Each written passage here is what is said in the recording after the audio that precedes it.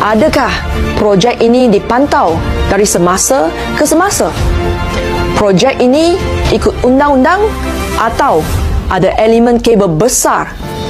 Kenapa pengawasan lemah sampai boleh berlaku letupan sebesar ni?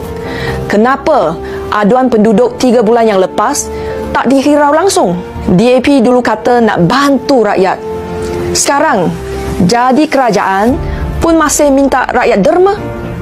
Bayangkan, 40 MP DAP derma 20,000 setiap orang dan 90 adun DAP derma 10,000 setiap orang.